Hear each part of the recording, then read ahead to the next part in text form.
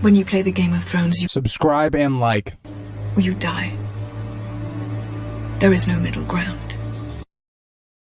All right, hello YouTube. Welcome back to the Greasecom GU channel. In today's video, we are going to be doing a fixing Season 2 of House of the Dragon type of video. Now, I want to clarify right off the get-go.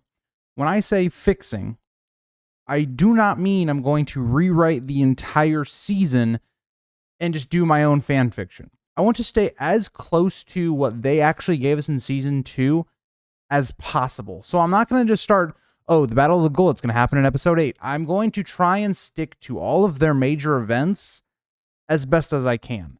Now, there's some things that are major, that are in Season 2, that I just have to change because I fundamentally don't agree with why they're there. And so we'll get there when we get there. And the way I'm going to do this is not going to be based upon, I'm going to rewrite every line of dialogue for the entire season, or I'm going to look at, every scene and how I think they should have been done.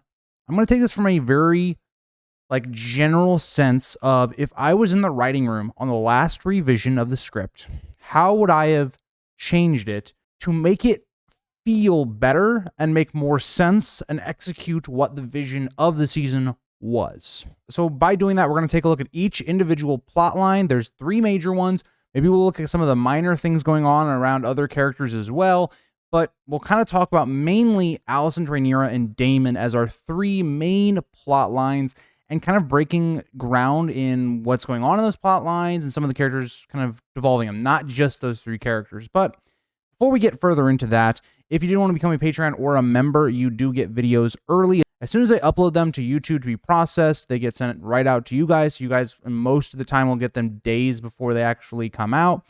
And you also do get an exclusive video from me each week. Sometimes it's going to be House of the Dragon centered, especially as we get further away from House of the Dragon. It's going to be just Winds of Winter or Song of Ice and Fire stuff. Let's get into the video. So I want to start with the easiest one first. I think Daemon is actually pretty easy to solve in terms of how I think that the character should have been written, and also keeping the character more or less the same. We're not adding really any scenes. We're just changing the things that happen in scenes. So I think Daemon, for the most part, is fine up until episodes 7 and 8. And so the only things that I would change here is in the Oscar Tully scene in episode 7 with Daemon's plotline. All I would simply do is, instead of Oscar Tully kind of forcing Daemon to kill Willem Blackwood, I would have it be actually that Daemon, hearing this and thinking about his actions, he is the one that makes amends with the Riverlords. He takes up responsibility, and he is the one that executes Willem Blackwood for his crimes, not because he's forced into it. So I do that one, and the reason I'm doing that is to give the character of Daemon a bit of payoff to his journey of self-discovery and kind of trying to make his character grow in a significant way. So that'd be the first one. That, again, doesn't change that much. That just changes a little bit of dialogue, again, within the same scene that's already in the show. So we're not changing too much, not extra scenes we need, really. Just changing simply how a scene worked in episode 7.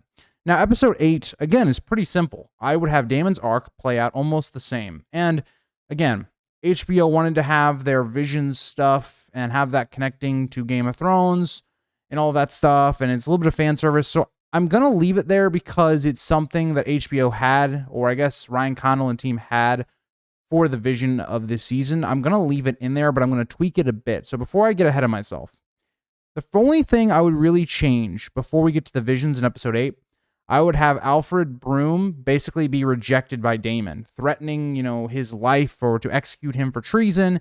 And so that would basically be the point in which Daemon seems to kind of get rid of this idea of him being king and turning back to Rhaenyra. But we would see that kind of play out after the vision. So it's not exactly like, oh, he bends the knee here before the vision stuff. It's that Daemon has now made the choice himself that he wants to be Rhaenyra's man again, and he's going to bend the knee eventually. So you then can have the vision. The only thing I would take out of the vision, because I think it's the only thing that is a big continuity issue, I would take Helena out of the scene completely.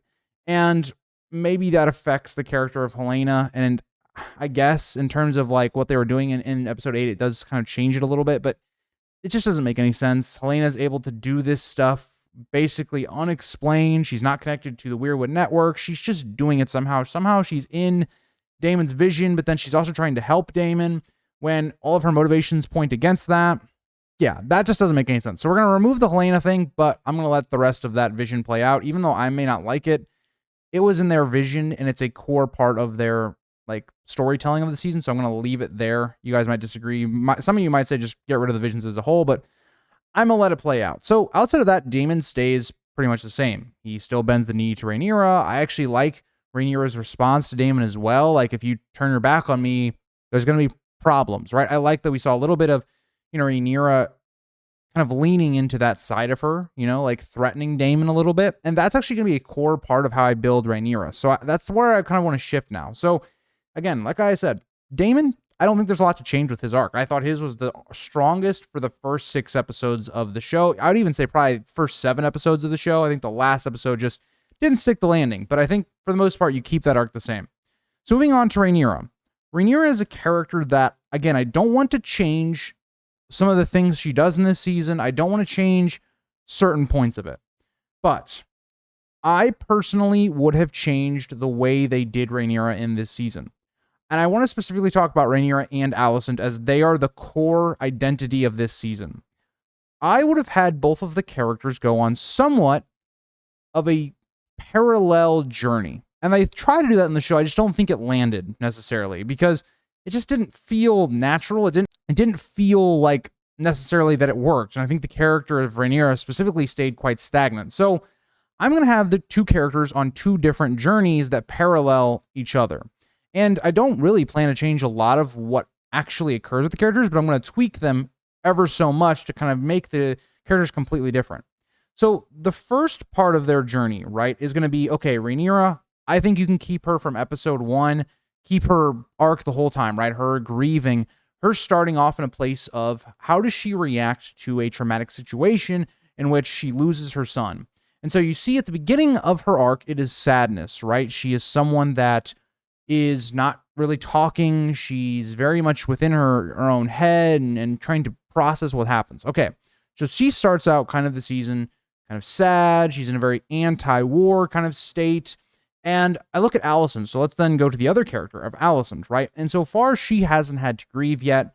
She hasn't lost anybody on her side. She's going to have those feelings of guilt. But really, when we see that these 2 characters start to match up and have a lot of parallels, is when we get to the end of episode 1. Again, I think Rhaenyra is going to stay pretty much the same in episode 1. I think Alicent's going to stay pretty much the same in episode 1. I'm not even going to really change Blood and Cheese. Like, I think it could have been changed, but for the casual audience, it worked fine. I think the only thing I would tweak about Blood and Cheese is I think I would change them walking through the throne room. I just don't think that scene's needed. I think it makes Blood and Cheese a little bit like comedic almost, when it shouldn't feel like that, like them just kind of walking right through the throne room. It's just a wild sequence. I don't want that there. Also, I'm going to take out, I guess this is changing Blood and Cheese quite a lot in the show, but I'm not going to show Alicent and Kristen Cole banging at the end of that episode. I would still show them being together in the episode. That's established in episode 1. I would remove that, and I would have Alicent be part of Blood and Cheese. And I want her to be the reaction of what is going on, because Helena is not that reaction, which makes sense. But I'm going to put Alicent there because I think it's going to add weight to the scene. And also, it's going to be vital for her where I want her character to go in this season. So I need her to be a big part of Blood and Cheese. And again, I don't think the show did a terrible job of that, right? She still, in the next episode, feels a lot of guilt and things like that. But I think it's much more vital to have her witness it because of what it's going to do for her character going forward. And so, again, Alicent's going to be a character that is, at the beginning of the war, I'm going to, again, change her. I think of all the main 3 characters, she is the one that's going to get changed the most in this, because I don't think the trajectory necessarily worked the way they did it. I'm going to execute it more or less the same, but differently. So Alicent at the start of the season, I want her to almost be in this position where she's okay with the war. Maybe not that she wants Rhaenyra to die or anything, but she realizes that war has to happen. I want that to kind of be her central type of motivation at the beginning, where it's she wants to avoid war, but she realizes it's a necessity, and so she's conflicted with how she should respond to these events. And so episode 1 can maybe play out kind of the same way, where Alicent's a bit cautious of trying to do open war and things like that. That can still play out the same. But when we get to the end of episode 1, and when we see Alicent at the end of episode 1, I want this to be her moment that's going to tie her to Rhaenyra. I want her to be the one grieving for losing someone in her family, a grandchild, in Jaehaerys. And so the whole part of season 2 that I'm going to use for those two characters is I'm going to make those two characters reflective in how they react to death. One of the best parts of, I think, George R. R. Martin's writing is how characters respond to that. And so we're going to have Alicent and Rhaenyra be on 2 separate journeys, but link up at the very end. I am going to remove episode 3's them meeting up, because I think it derails what I would want them to be at by the end of episode 8. So we're going to remove that. And I'll talk about what we're going to do when I get back to kind of Rhaenyra's arc a little bit more. But I think what I'm going to do with Alicent is she's going to be a character that's going to have kind of a flip. She's going to be somebody that was kind of justifying, Aegon being on the throne and all these things, and maybe realizing that war has to happen even though she may not like it. And by the end of the season, slowly, right? Because you're going to have all these events break down. It's going to be her just becoming more and more into a depressed state, a state of shock, a state of almost complete and utter inaction, because she's paralyzed by what's going on, because she realizes her guilt. She realizes the things that she may have caused and led to. And so by the end, by episode 8, she's going to be in a strong position of anti-war because of what it has cost her. Kind of similar to Catelyn in book 1, and even in book 2, where she's very strong anti-war themes because of how it affects her family. And that's going to be her arc for the entire season. But I do think at times she's going to take more of a back seat. I want something that we actually saw later on in the season to affect Alicent a little bit quicker, right? Where Alicent is almost not even present at these council meetings from episode 2 to 4, right?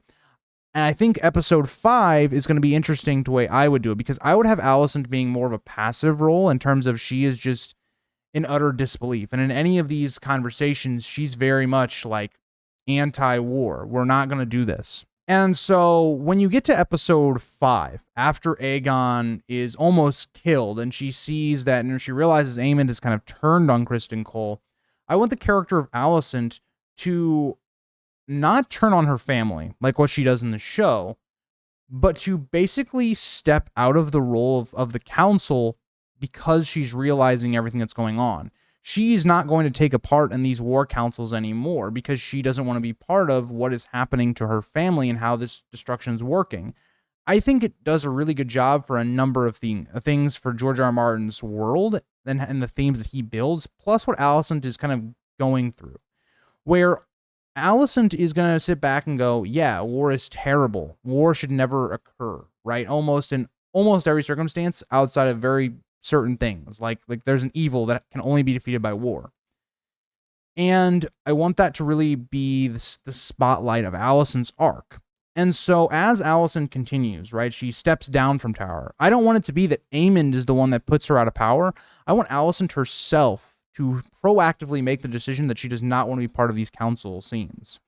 And so episode 6, I would kind of have her in a backseat. I wouldn't show her much outside of maybe lingering shots of her with Aegon, or her with trying to maybe talk Aemond down, or her kind of with Helena, kind of what they ended up doing, that I would just minimize her role. I wouldn't show her in many scenes, because I want her to be kind of in a processing state.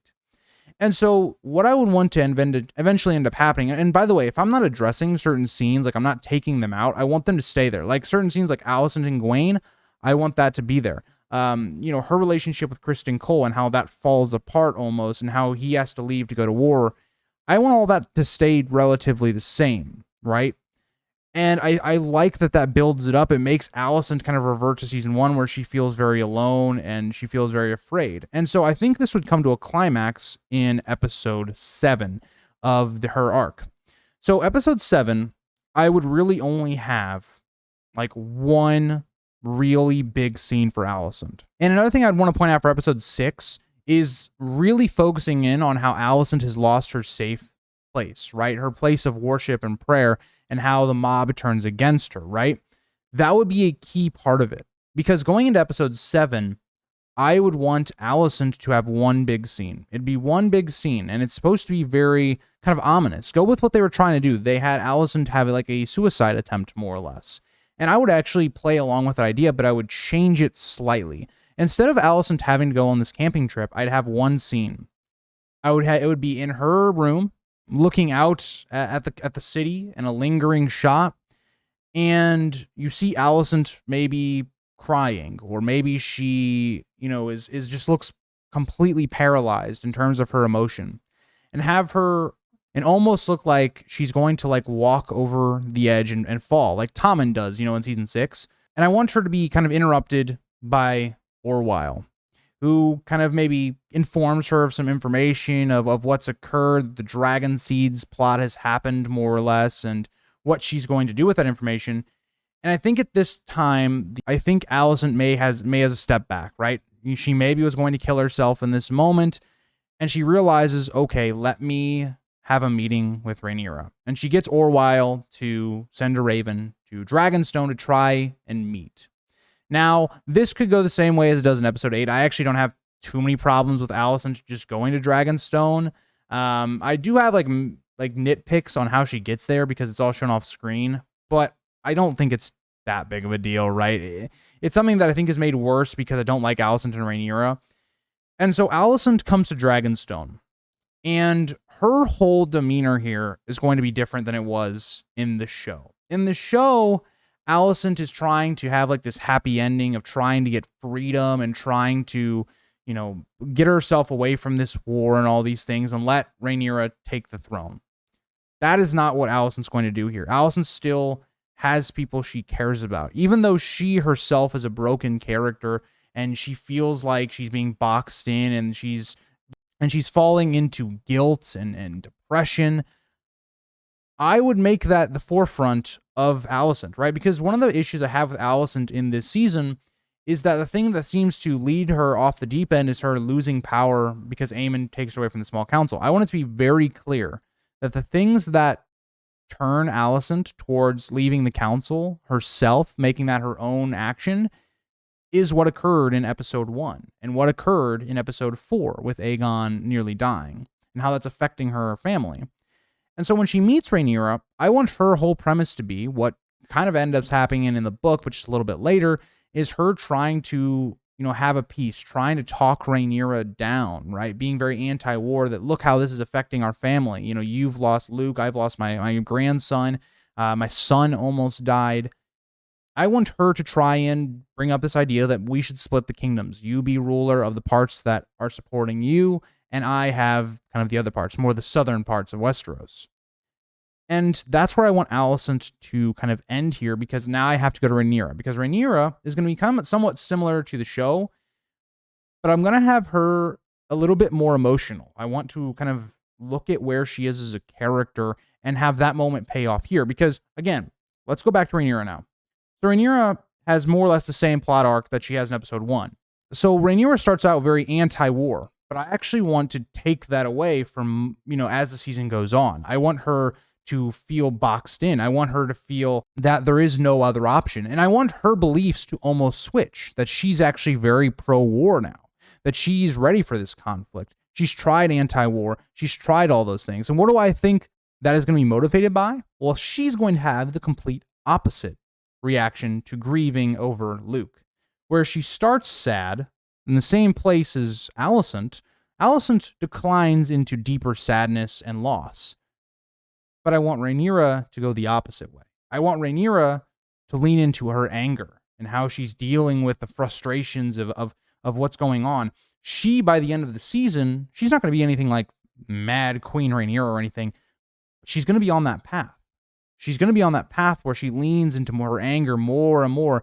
And those parts of the innocent version of Rhaenyra of season 1, and even into her adulthood of the good sides of Rhaenyra, to slowly fade. This is a story of tragedy. This is not a story about good versus evil. It's a tragedy of all these people that get corrupted by war and their darkness coming out, to really paint that anti-war theme. And so Rhaenyra, is going to stay the same in a lot of regards in terms of like episode 1. I want her to be that way.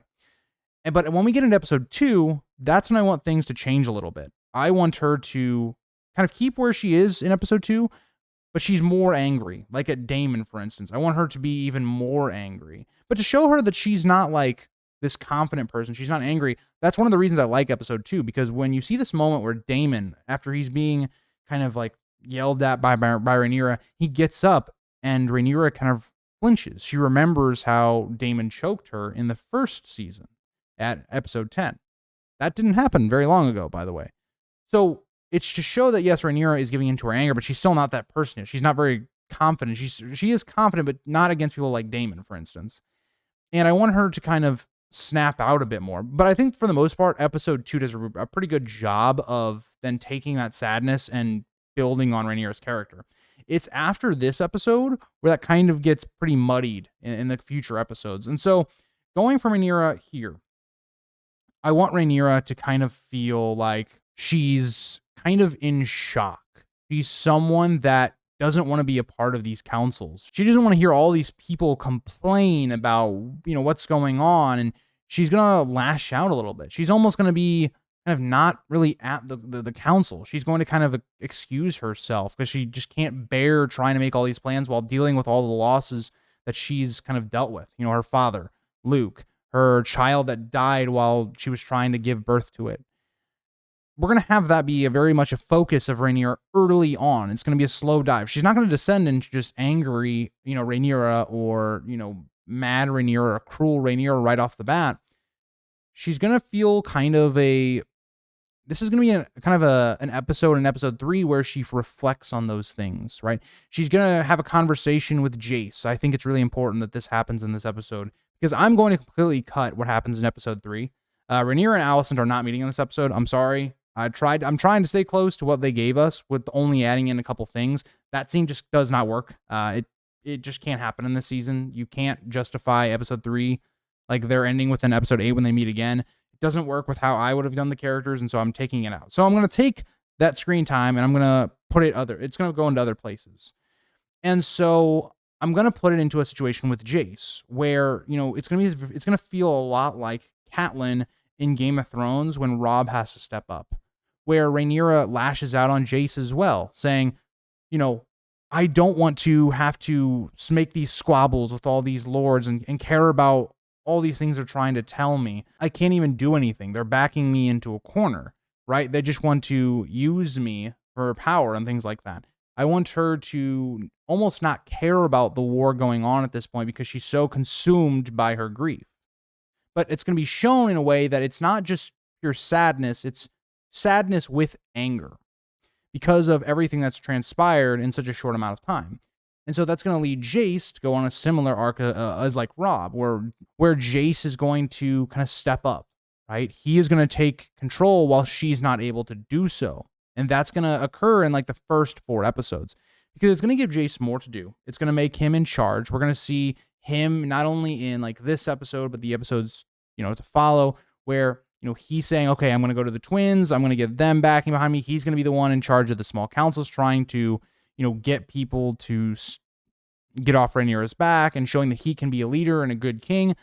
But also something that I want to do with Jace early on in the show, because based upon where they want the character to end in the season, I also want to show some of Jace's insecurities. And I think Baela is the perfect character to show that, right?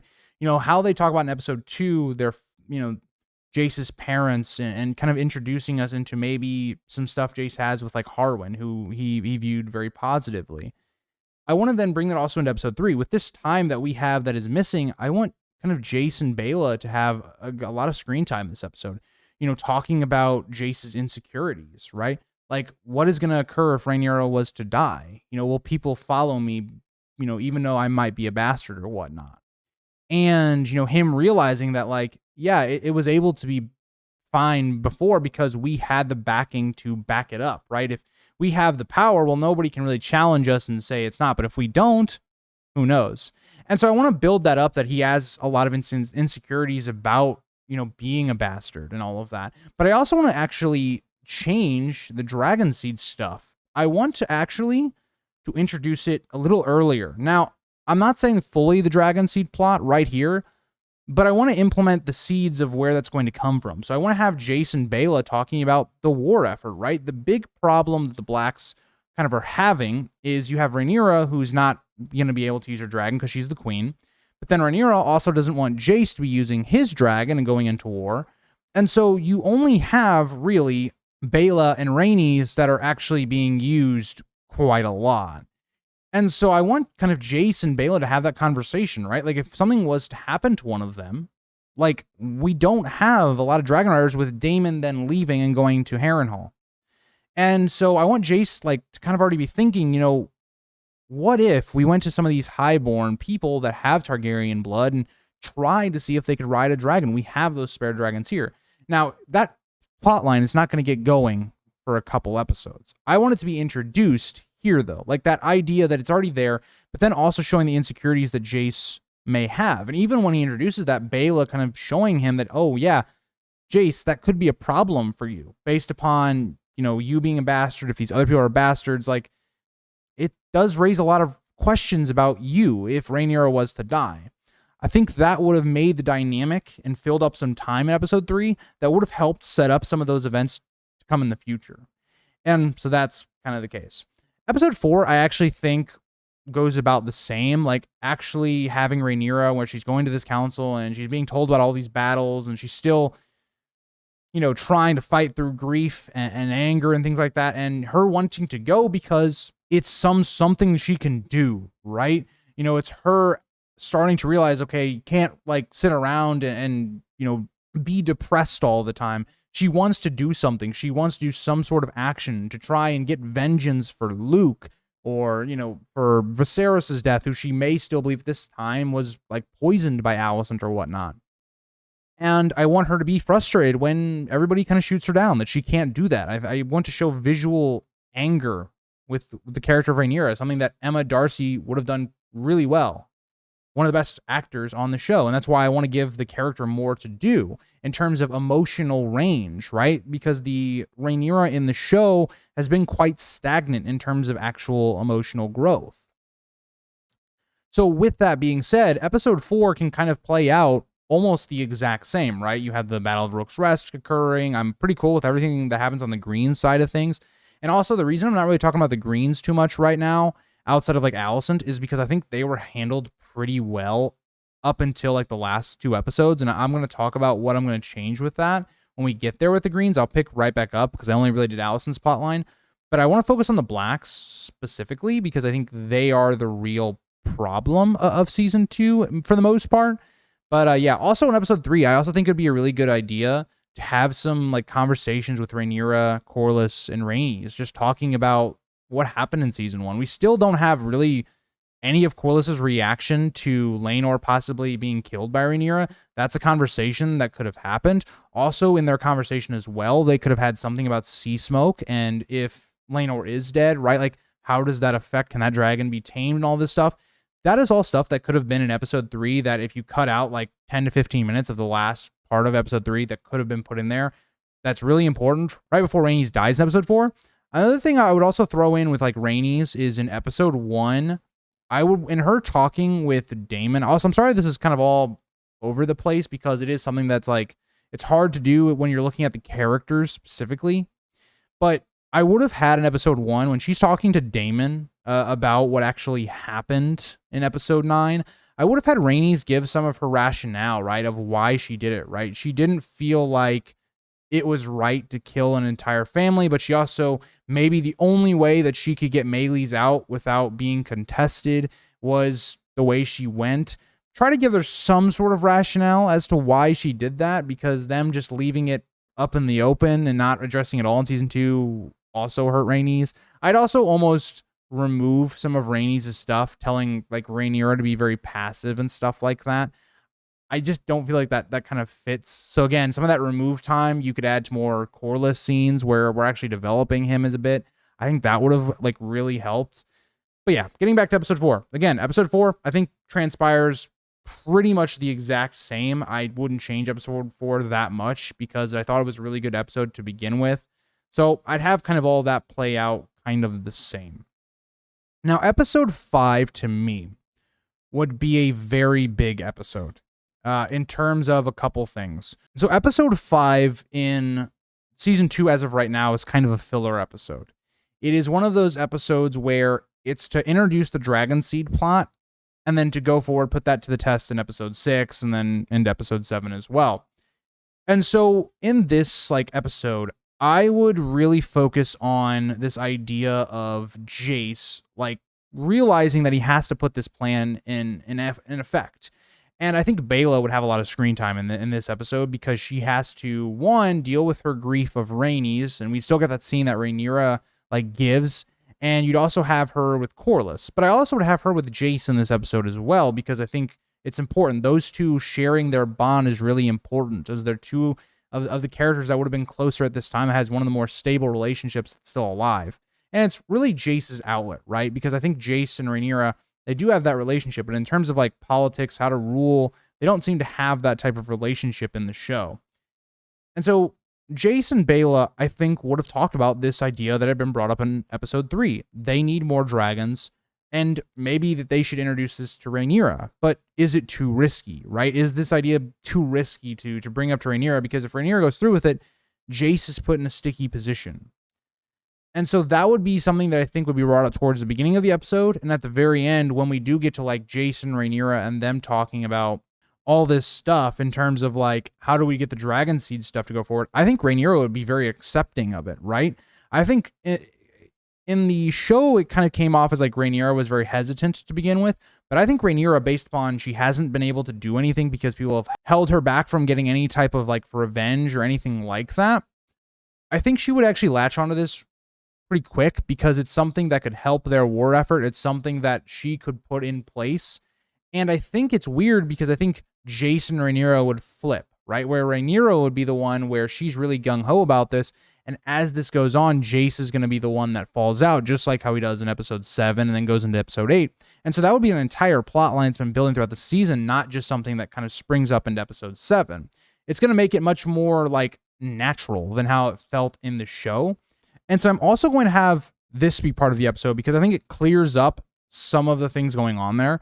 I think Jace is going to be the proponent of we need to try highborns and things like that because they're the ones that are going to be able to, have the closer bond with the dragons and have a better shot, and that we should look through the histories. But I want Rhaenyra to bring up, because this is going to build conflict between the two, that maybe we shouldn't just be looking for in the scrolls and maybe more known people that have married to the Targaryens or have bastard Targaryens or whatever, but also having to go for baseborns because Rhaenyra realizes how desperate their position is with Rhaenys' death. I would have the two almost take opposite ends of how to deal with the Dragon Seeds.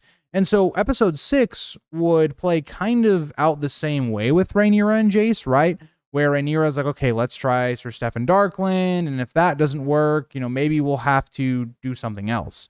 And something else I kind of want to put forward here, because given the plot point that they did, and again, I'm not going to change the Dragon Seed stuff too much, is I want Rhaenyra to almost be of the mind of it doesn't matter how many people die trying to tame these dragons. We are that desperate, right? She is this hungry for vengeance, and she's filled with hate and anger based off of her losses and the way that, grief has done this to Rhaenyra, that she starts to not really care too much about the people. She starts to think about season 1 and how the people already, before even this crisis began, in episode 4, right, when she's with Daemon, for instance, and she's hearing about people who are saying, oh, is it going to be Aegon? Is it going to be her? Is it going to be Daemon? She's going to remember things like that. How the small folk were never really truly with her to begin with, and this conflict just proves that, right? People turned against her at the blink of an eye because she's a woman. And so I want that to also play into account, right? She remembers her interactions with the small folk. She remembers a lot of that type of stuff from season 1 and have that play a factor here. And so for Jace, it's going to start out, well, because Rhaenyra is trying to get highborn people to ride the dragons. But when that doesn't work, and we still see Adam of Hull, when he actually claims Sea Smoke, all that's going to happen the same. Again, don't want to change too much. When we get into episode 7, Jace is going to be on edge because the very thing that he didn't want to happen, these baseborn, bastards of low birth are claiming dragons, Jace realizes that his position is kind of up in the air. And that puts him on edge. It turns him, against Rhaenyra in a lot of senses, right? And so that's been built up for the entire season. Rhaenyra, on the other hand, is leaning even more into that. She's realizing, okay, she's gaining the upper hand. She's gaining the power to be able to assert her will and to finally be able to wage war effectively. And she's going to send out the word, just like she does in episode 7, sending out the word that, we need dragon riders and all that stuff. And there'll be rewards. And when we get to the scene, right, where we get to Vermithor claiming, these people, have Rhaenyra, be saying to Mysaria or saying to Jace, I don't care how many it takes for them to claim the dragon. As long as they do, it doesn't matter, right? Small folk will have to die in this conflict regardless for me to take the throne. Have her, it's justifiable. Like we can understand where she's coming from, but also still being wrong because she's killing innocent people, right?